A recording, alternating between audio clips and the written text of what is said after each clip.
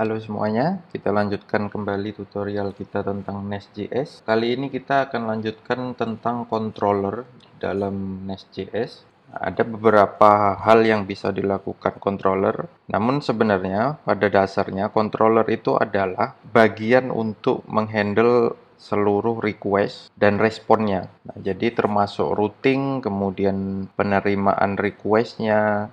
Nah, itu semuanya dilakukan di controller. Yang pertama kita bahas adalah routing. Bagaimana Nest.js itu menangani routing. Nah, jadi di project kita yang sebelumnya kita lanjutkan. Ini kita jalankan dulu projectnya. npm run start dev. Nah, kita lihat di controller.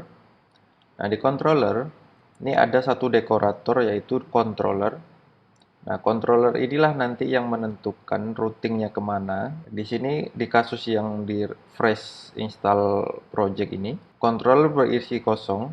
Jadi kalau kita tes dengan Thunder Client, new request, localhost 3000, kita send. Nah, di sini kita akan mendapatkan respon berupa hello world. Nah, hello world itu adalah yang didapat dari metode yang ada di app service yaitu get hello ini. Nah, jadi ini kalau kita ganti hello semua. Nah, di sini kita send ulang. Ini akan berganti dengan hello semua. Nah, di sini kalau kita lihat di bagian controller, nah di dekoratornya, di dekorator controller di sini kosong. Nah, tapi di sini bisa kita set misalnya kita mau ganti coba. Kita save. Nah, maka di sini ini kita send ulang akan error karena nggak akan ditemukan lagi dengan router slash atau router yang kosong. Kita harus ganti dengan coba. Nah, jadi apapun yang ada di sini itu akan diset sebagai routernya. Nah, kemudian di sini metode yang kita gunakan adalah request metodenya adalah get. Nah, di sini kenapa get bisa diterima? Karena kita deklarasikan dekorator get di sini. Nah, apakah ini bisa diisi kembali dengan router yang lain? Bisa. Misalnya kita isi dengan tes. Maka routingnya nanti akan berubah coba/tes. Nah, ini kalau kita hanya coba saja, akan menghasilkan error. Karena get-nya itu adalah tes. Nah, seperti itu. Nah, jadi di Nest.js cara menanggulangi routing adalah seperti ini. Jadi ini untuk keseluruhan dari metode-metode kelasnya app controller dan masing-masing dari metode request-nya itu juga akan dihandle berdasarkan dekoratornya.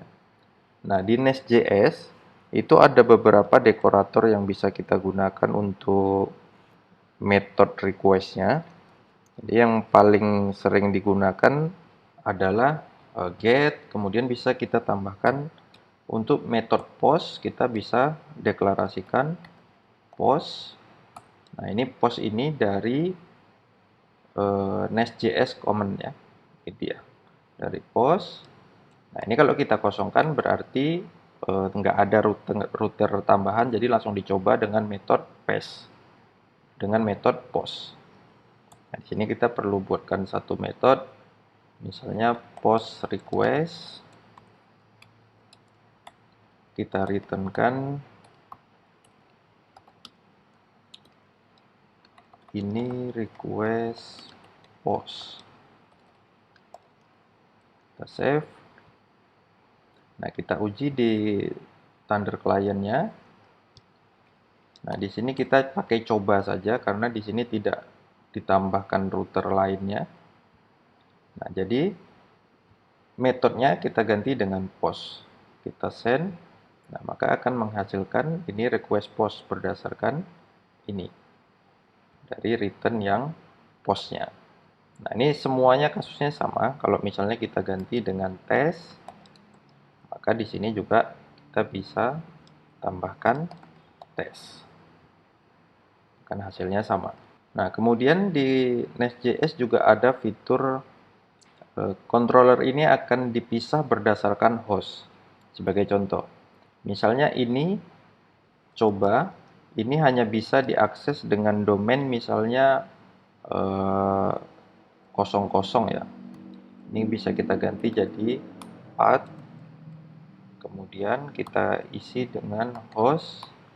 Nah, hostnya apa? Misalnya 0.0.0.0. Nah, ini sebenarnya pada dasarnya sama dengan localhost, akan lari ke IP ini juga, tapi dari sistemnya Nest akan dicocokkan dengan host ini. Ini kalau kita save, nah di sini karena kita masih menggunakan localhost, kita send, maka nggak akan ditemukan. Nah, localhost kita perlu ganti dengan 0.0.0.0. Kita send ulang, di sini baru ketemu. Nah, jadi kita bisa kelompokkan hostnya, nah itu berdasarkan requestnya. Jadi kalau requestnya 000, kita larikan ke controller ini. Jadi nanti kalau multi controller kita bisa pisahkan per hostnya. Nah, metode-metode lain kita bisa tambahkan, misalnya untuk put kita bisa tambahkan juga. Jadi ini untuk metode yang put, misalnya put request return put request. Kemudian bisa juga kita tambahkan yang lain, misalnya delete dari Nest.js command delete request. Nah, ininya bebas ya sebenarnya, nama metodenya. Yang jelas kita harus buatkan metode itu di bawah dekoratornya. Jadi kalau delete, mana yang akan dijalankan. Ini kita return delete request. Kemudian bisa juga kita tambahkan path. Ini request untuk path.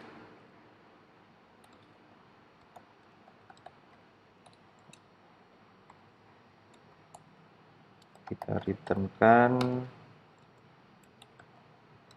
path request.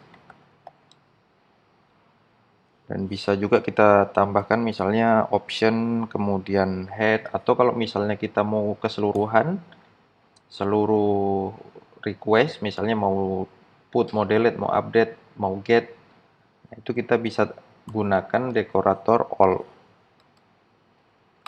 Nah, all ini jadi semua metode request akan dilarikan ke sini. Jadi kita returnkan semua request. Nah, di sini biar nggak bertabrakan dengan yang lain, kita tambahin misalnya semua. Oke, kita save. Nah, kita uji untuk post itu dengan get dengan post kita gunakan tes mulai dari put, delete, paths itu kosong. Jadi kita cek untuk yang put, kita ganti metodenya dengan put, ininya kosong. Send, maka ini akan menghasilkan put request. Kemudian delete kita bisa ganti ininya dengan delete, send, delete request. Nah, kemudian path juga sama, send, ini path request. Nah, kemudian untuk all ini kita gunakan routing semua. Jadi untuk semua kita send. Nah, ini kita ganti pun metodenya apapun, ini akan lari ke satu function atau satu metode tadi. Karena dia akan diambil seluruh request-nya, dilarikan ke sini. Nah, itulah dekorator untuk all ya. Nah, di Nest juga ada fitur untuk routing yang berupa routing yang dinamis ya. Jadi misalnya ada data yang dinamis yang akan berubah-berubah terus. Nah, itu kita bisa gunakan parameter di sini. Jadi misalnya gini, kita mau di method path ini kita mau kirimkan misalnya ID. Nah, ID-nya itu nanti berupa angka misalnya. Nah, kita bisa deklarasikan begini. Di dalam dekorator paths-nya, nanti kita bisa tambahkan gini, titik 2 ID. Nah, kemudian bagaimana cara mengambil ini? Cara mengambil ID-nya, kita bisa gunakan dekorator parameter di sini. Param. Ini param ini dari ini juga ya, Nest.js common param. Kemudian buka kurung, kita sebut namanya PR misalnya. Kita tampilkan di sini ID sama dengan, nah kita sambung pr.id, atau bisa begini, atau bisa juga kita langsung ambil ID-nya di sini.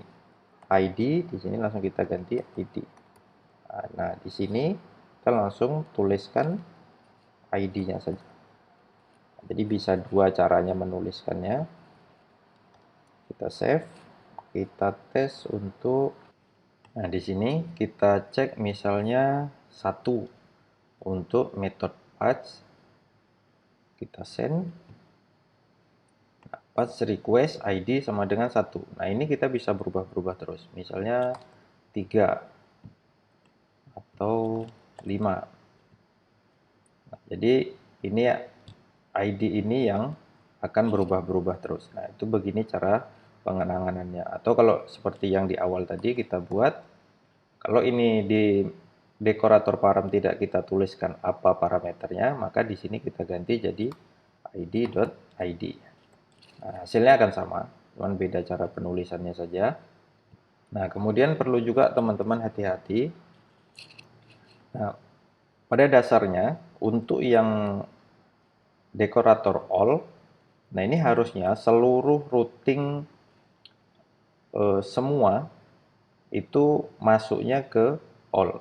Tapi dengan kondisi seperti ini, metode patch kalau kita kasih dengan parameter semua, itu tidak akan masuk ke sini, tapi masuk ke sini. Karena akan dibaca semua itu adalah sebagai ID. Kita lihat hasilnya. 5 ini kalau kita ganti jadi semua, nah ini adalah masuknya ke metode ini. Jadi ke routing yang ini, bukan ke routing yang ini. Kenapa? Karena ini yang dideklarasikan dahulu, baru dideklarasikan ini. Beda cerita kalau ini kita naikkan ke atas. Kita save. Nah, ketika kita ganti dengan semua, maka ini adalah request. Semua request. Ke sini perginya. Nah, itu maksudnya. Jadi, karena ini all, seluruh request dengan routing semua itu akan diladaikan ke sini.